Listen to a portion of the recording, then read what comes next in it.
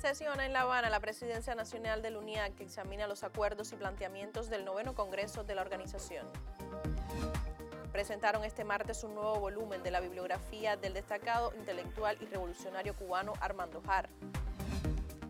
Celebran en la capital cubana el aniversario 50 de la fundación del Grupo de Experimentación Sonora del ICAI.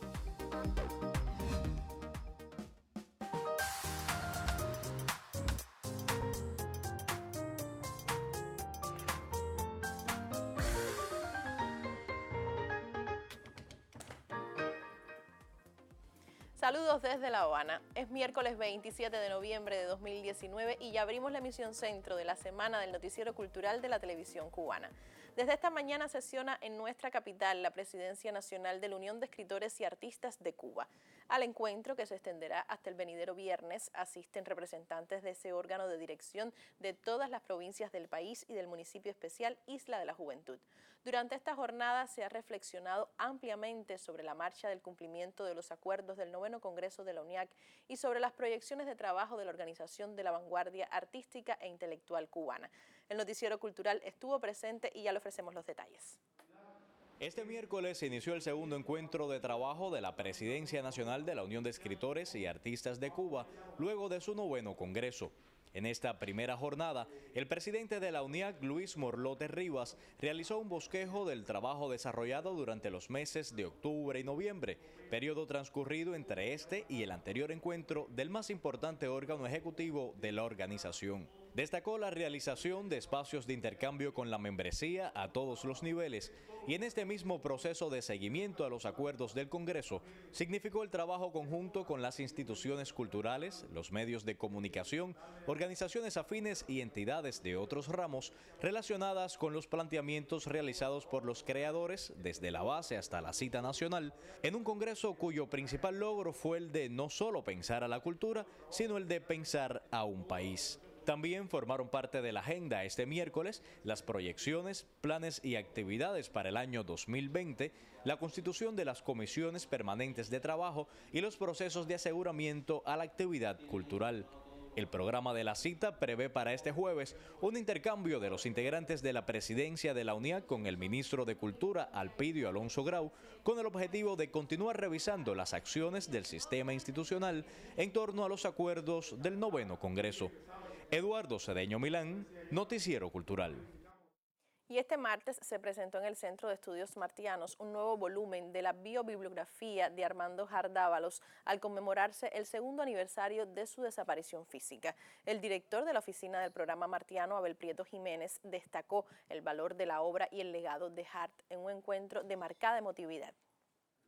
La biobibliografía Armando Jara Dávalos, primer tomo, volumen 1, autoría de las doctoras Eloísa Carreras Barona y Araceli García Carranza, recoge cronológicamente momentos esenciales de la vida de este intelectual cubano entre 1930 y 1976, periodos que abarcan desde sus antecedentes familiares, su formación, los hitos en la lucha insurreccional, la labor ejercida como ministro de Educación, hasta diversas responsabilidades asumidas en el Partido Comunista de Cuba, e incluye además textos que importantes intelectuales han escrito sobre él.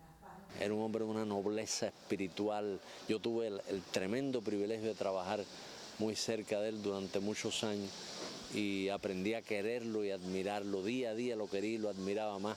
Una persona muy profunda. Y yo creo que por eso Fidel le dio esas dos tareas tan importantes, la educación y luego la cultura. Y las cumplió realmente con mucha brillantez. Después, nada menos que Fidel le da una tarea asociada a Martí, la oficina del programa martiano. Ya existía el Centro de Estudios Martianos. Jara funda la Sociedad Cultural José Martí, funda la oficina. Es decir, fue, como yo decía hace un rato, uno de esos fundadores que no se pueden dejar de tener en cuenta, de los que no solo hizo la revolución, sino que después contribuyó a fundar la Cuba Nueva. La doctora Eloísa Carreras creó el archivo Crónicas, un macroproyecto sociocultural comunitario en el que se atesora el fondo Armando Jara. Este libro forma parte de la colección Cuba, una cultura de liberación. Es un macroproyecto editorial donde tenemos la responsabilidad de legar a las nuevas generaciones de cubanos y al mundo en general toda la papelería de JAR desde esa fecha tan temprana, porque tenemos la suerte de tener su archivo, su fondo de archivo, en un proyecto sociocultural comunitario que se llama Crónicas, Historia y Memoria de la Revolución Cubana en la voz de JAR. Como recuerdo de este día se entregó a la doctora Eloísa Carreras, viuda de JAR, un cristal con la foto de Armando JAR en el Centro de Estudios Martianos, institución que él fundó. Este libro, al decir de la propia doctora Eloísa, es resultado del amor en el que ambas autoras muestran su admiración por un revolucionario ejemplar y el respeto a una de las obras más lúcidas, fecundas y coherentes de la revolución. Elin Drix, Noticiero Cultural.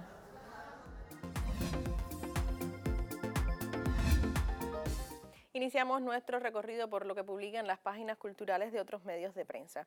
El portal de la cultura cubana, Cubarte, destaca que 2 meses después de su apertura, la muestra de carteles cubanos de los tiempos de la Guerra Fría mantiene una gran afluencia de público en la galería House of Illustration en el centro de Londres. El ministro cubano de Cultura, Alpidio Alonso, recorrió la muestra durante una breve visita de trabajo a Londres y consideró muy reconfortante encontrar una representación del cartel político realizado en Cuba entre los años 60 y 70 del siglo pasado. Cada día tenemos muchos visitantes, aseguró la curadora de la exposición, Olivia Amat, tras señalar que una buena parte del público son estudiantes de diseño y ciencias políticas. Por su parte, la Agencia Cubana de Noticias informa que la 7ª Semana de la Cultura Británica en La Habana, que en esta ocasión llega con acento escocés, abrió puertas hoy con un acercamiento a la cultura culinaria de la nación más septentrional de las 4 que integran el Reino Unido de la Gran Bretaña. El mayor encuentro de las artes y las costumbres del país europeo con el nuestro se propone en esta edición reverenciar la cultura escocesa con diversas acciones que acercarán a los cubanos hasta el 8 de diciembre venidero a su música, cine, danza, teatro, artes visuales y a sus tradiciones. Entre las principales acciones del evento cuenta el programa especial con que llega a La Habana el reconocido productor y DJ escocés Dennis Sulta, el cual incluirá 2 presentaciones y la participación en un taller de industrias creativas. Y cerramos en Cuba, sí, para conocer que Danza Contemporánea de Cuba prepara una temporada en el Gran Teatro de La Habana Alicia Alonso con obras de creadores de Francia y del país caribeño. De acuerdo con un comunicado de la compañía, lidera el programa la versión de la consagración de la primavera, creada para el conjunto madre de la danza moderna en Cuba por 2 coreógrafos franceses. El riesgo que corre cualquier interpretación de esa pieza fue superado en Cuba con medios propios, movimientos de caderas, hombros y torso, con la flexibilidad y soltura peculiar en el país, pero inmersos en la férrea técnica de la danza contemporánea.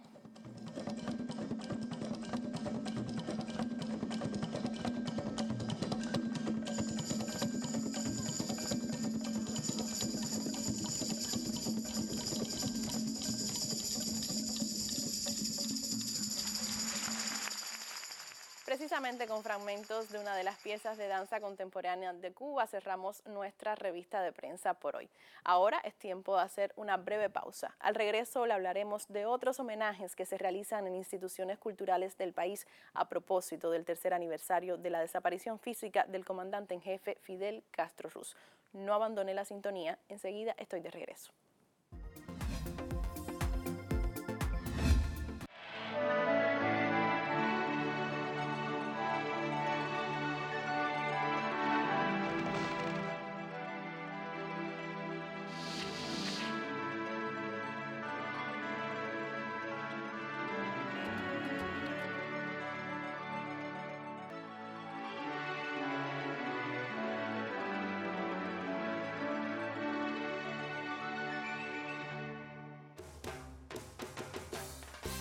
Loma en la calle, arriba Lomeros. Y recuerden siempre que Cantarrana es el barrio que siempre gana.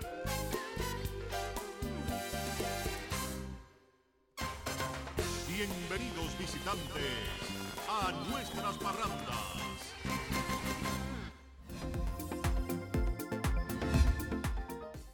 que el aula de pensamiento cubano y latinoamericano honró al comandante en jefe Fidel Castro desde el análisis y la reflexión en torno a su liderazgo desde los disímiles espacios de la revolución. El intercambio tuvo lugar en la Casa de la Nacionalidad Cubana, ubicada en la ciudad de Bayamo, provincia de Granma, y contó con la presencia de pedagogos e investigadores de las ciencias sociales. ¿Cuáles son las aptitudes y condiciones naturales que hicieron de Fidel un líder indiscutible? ¿Cómo supo el gran estratega aquilatar la magnitud de cada momento y actuar en consecuencia? ¿Cuánto de azar, talento y carisma se juntaron en el hombre que guió durante décadas el proceso social en nuestro país? A esas interrogantes respondió el doctor en ciencias Reinaldo Suárez, profesor titular de la Universidad de Oriente, quien en el espacio académico Aula de Pensamiento Cubano y Latinoamericano disertó sobre el modo en que se construyó el liderazgo hegemónico de Fidel Castro en la revolución. Fidel no fue un hombre invicto, aseguró el académico. Fidel fue un gigante con fe inquebrantable en la victoria y en su pueblo, un optimista confeso, un ser infatigable que convirtió en triunfo cada revés. La autoridad moral que gana Fidel después del Moncada le acompañó siempre, explicó el investigador. Y el heroísmo, voluntad, inteligencia, resolutividad y simpatías con que asumió las diferentes circunstancias de la guerra hicieron que fuera consolidándose el líder que conocimos y que sigue siendo 3 años después de su muerte. En Fidel se juntaron, como en pocos hombres, 3 liderazgos: el político, el ideológico y el personal. Eso lo convirtió, añadió el estudioso para concluir, en el cubano más trascendente de su tiempo.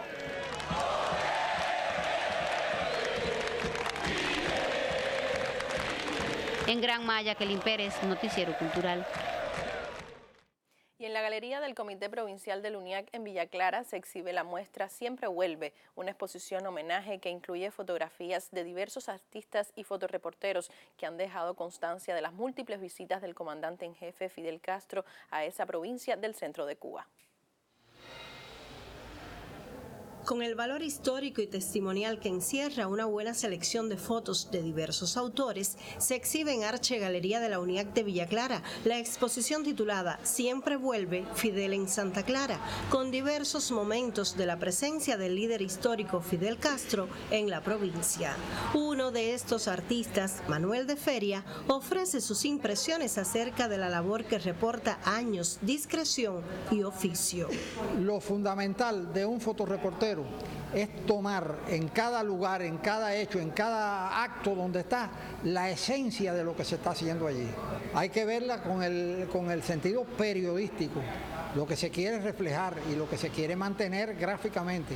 Las obras resultan una selección pertenecientes al periódico Vanguardia y al Comité Provincial del Partido y necesitan sin dudas una mejor promoción y conservación porque constituyen patrimonio histórico de la provincia. Fidel tenía una cosa, que cuando tú trabajabas con él tú sentías esa sensación de atracción personal que tenía Fidel. Fidel estaba hablando y tú tenías que hacer un esfuerzo para alejarte a hacer las cosas porque querías estar ahí oyendo lo que decía, porque vaya, esa es una atracción personal que solamente la tienen los grandes líderes, los verdaderos líderes. Por otra parte, a modo de galería al aire libre, en los portales de la Biblioteca Martí de Santa Clara, fotos de mayor tamaño esbozan la presencia del comandante en jefe Fidel Castro en Villa Clara. Rafael Almaguer e Hilda Cárdenas Conyedo para el Noticiero Cultural.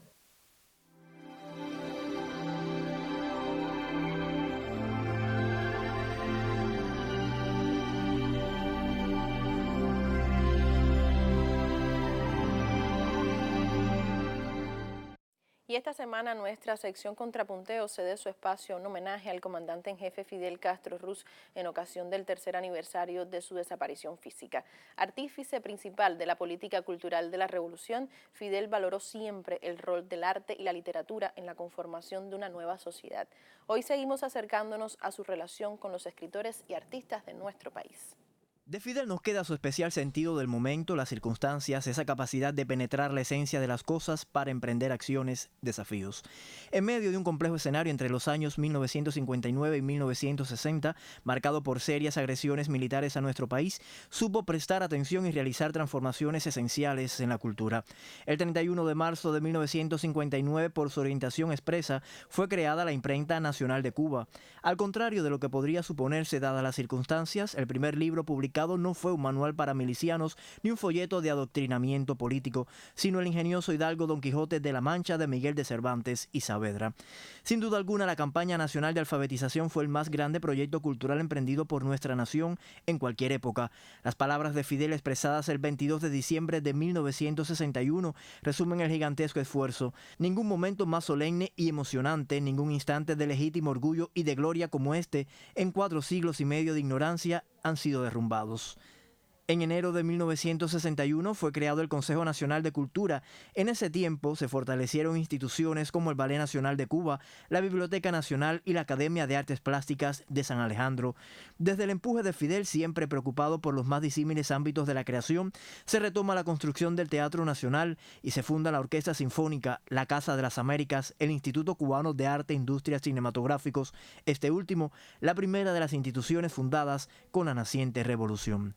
Fruto de los intensos debates que durante 3 jornadas nuestro comandante en jefe realizara con destacados artistas y escritores cubanos en junio de 1961 en la Biblioteca Nacional, ha quedado para la historia el memorable discurso Palabras a los intelectuales. Este documento, más que reflexión puntual ante un público preocupado por sus derechos en la nueva realidad sociopolítica, constituyó sólida base de lo que es hoy la política cultural de la nación. Apenas mes y medio más tarde se creaba la UNIAC como resultado del Congreso de Escritores y Artistas de Cuba.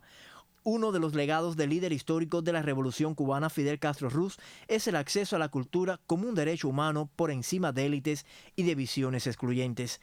Son numerosas las instituciones culturales creadas desde 1959, todas con la impronta de Fidel, y gracias a ellas, millones de cubanos han podido y pueden acceder a todas las manifestaciones del arte y la cultura como espectadores y como creadores. Carildo Oliver Labra escribe su canto a Fidel y estos versos sentencian la gran verdad. No voy a nombrar a Oriente, no voy a nombrar la sierra, no voy a nombrar la guerra, pero esta luz diferente. Roylán Pardo Cabrera, Noticiero Cultural.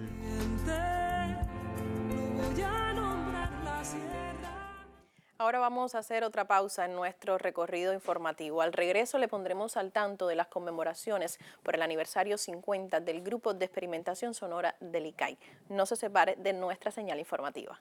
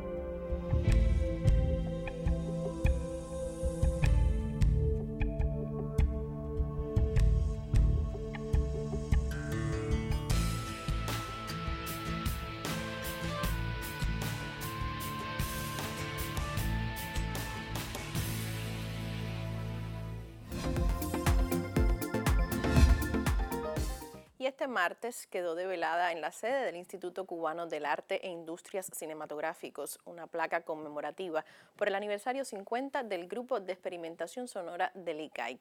A la ceremonia asistieron fundadores y personalidades vinculadas a ese proyecto que marcó una renovación en el panorama sonoro del país. Muchas de sus creaciones forman parte de los grandes clásicos del cine cubano. Un número de quienes conformaron el Grupo de Experimentación Sonora del ICAI se dieron cita en esta emblemática institución, la casa que les abrió las puertas y los acogió para ir develar una tarja en conmemoración a los 50 años del colectivo. Una muestra expositiva conformada por instantáneas ponen en evidencia la complicidad, el ímpetu colectivo y el afán renovador de un colectivo de músicos que desde su genio creador que alzaron la valía de la producción cinematográfica de nuestro país. Recordar al grupo sonoro, a Leo y a los que integraron el grupo, es también recordar a Aide Santa María y a Alfredo Guevara, que los dos dejaron una impronta, una huella, como actitud ante cómo hacer el trabajo cultural dentro de la revolución. Silvio Rodríguez, Leo Brauer o Pablo Menéndez son solo algunos de los nombres, entre otros artistas como Pablo Milanés y Sara González, que pusieron empeño en este proyecto. Sus experiencias fueron compartidas con el público en un encuentro que rememoró la imborrable huella del grupo de experimentación sonora del ICAIC en el panorama cinematográfico. La idea de crear el grupo y la huella que dejó en el cine, que es importantísima por supuesto, ¿no? Trasciende el cine. Me parece que la búsqueda al interior del grupo, lo que significó el trabajo de Leo como centro organizador del grupo y el conjunto de compañeros, Silvio, Pablo Milanés y Pablo Menéndez y Sergio Bitier, en fin, todo el conjunto de compañeros que integraron el grupo bajo la dirección de Leo, dejaron una huella imperecedera en el cine cubano. A 50 años de su creación, la impronta y profunda huella del grupo de experimentación sonora del ICAIC perdura por la consagración de sus artistas.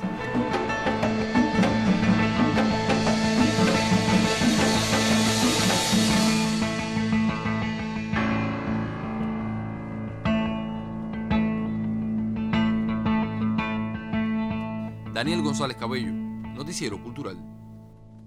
Y en Pinar del Río se desarrolla el Festival Nosotros, una fiesta que revitaliza las tradiciones y muestra lo más representativo de la cultura en ese territorio.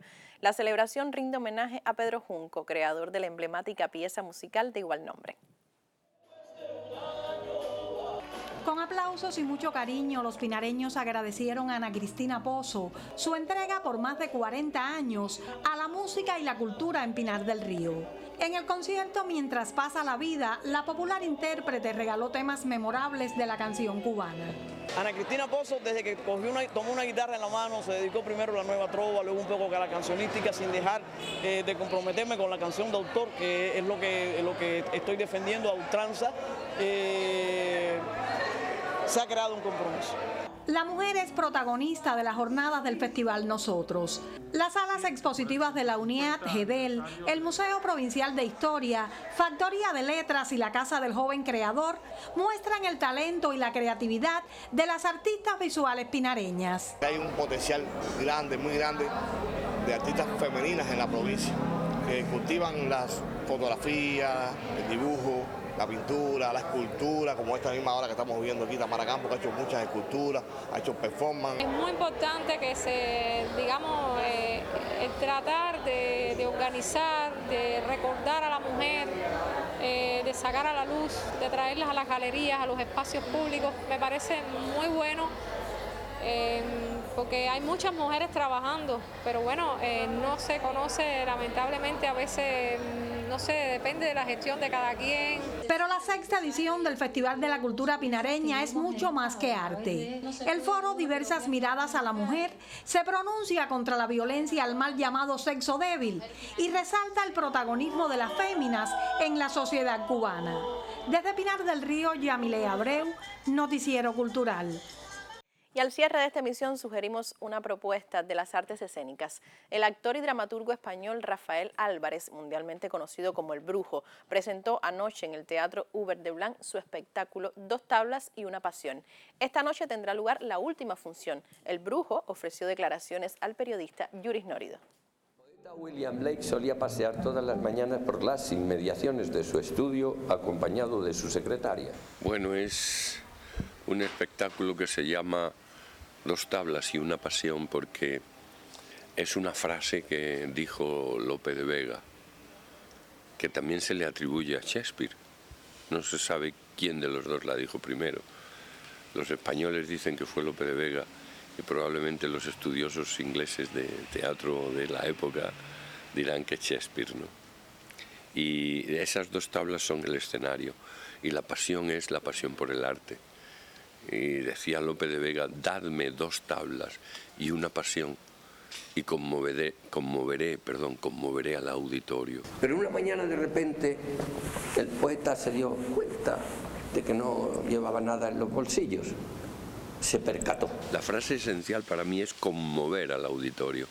No solamente hacerle reír, sino llegar al fondo de su ser para que experimente una emoción de compasión, porque todo conflicto, todo dolor, sea de amor, de dificultad para vivir, de cualquier problema de la existencia, está ahí para enseñarnos a amar a los demás y a comprender a los demás cuando los demás sufren. Y ya otro día, paseando de nuevo por allí, la secretaria le dijo a Blake: qué extraño aquel hombre, el mendigo. ¿Recuerda?